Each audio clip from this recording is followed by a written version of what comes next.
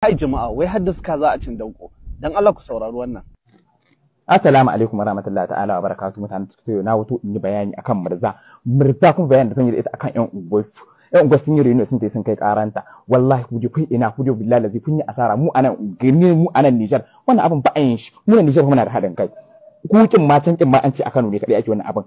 sauran garuruwa ba a yi. Malam wannan dan Daudin ya matsa shi ma ya kamata a ce duk lokacin da Allah ya kawo shi Kano ya kamata a ce an kama shi wallahi kuma za mu taya ku bibiyarsa duk lokacin da ya shigo Kano za mu kai rahoto. Wannan dan Daudin ya fito sai magana banza yake wa mutane yana ganin kamar an yi abin da bai dace ba. Na ɗaya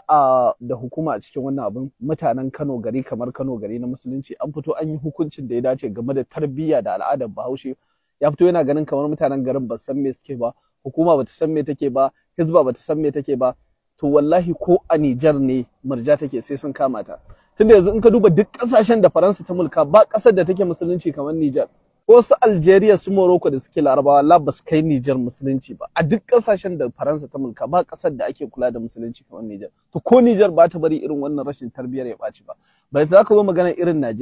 Najeriya gari kamar Kano wanda santa ce da ake musulunci da waye to wannan mara tarbiyyar dan Daudin tunda ba zai yi shiru ba hukuma ta yi hukunci babu wanda ya isa dan Najeriya hukuma mai sunan hukuma a Nijar ta yi hukunci yana fito yana cewa wai ba ta yi daidai ba ko ba ta kyauta ba ko ba ta yi waye ba wannan rena hukuma ne rena al'umma ne rena daraja ne wannan fa ba wani dan adam bane yake faɗa da Murja ya zo ya dauke ta hukuma ce ta gari ta jiha kamar Kano a Najeriya amma dan iskan mutumin nan ya fito ya zo yana maganganun banza ya kamata a ce wallahi Hizba ta kama shi ko kuma har Nijar din aje a sanar da hukumar ta kama shi tunda shi dan iska ne baya kunya baya daraja kowace hukuma baya daraja kowanne mutane ya fiye tsaurin ido dan iska ne sai ya fito TikTok daga an yi magana wai ya zo ya samu mutane tsinin to ba tsinin ba ko kaifin ne sai dai wallahi ya kamata za mu fito insha Allah duk abin da za mu yi in da ya shigo Kano sai mun yi yadda muka sanar da Hizba kuma sai an kama shi kuma za ka shigo kuma za ka gani tunda kai dan iska ne baka jin magana ka raina hukumar mutane ka raina mutanen gari ka raina kowa Hizba ta yi hukunci ka fito ka yi magana ta daya ka ce ba a kyauta Murja ba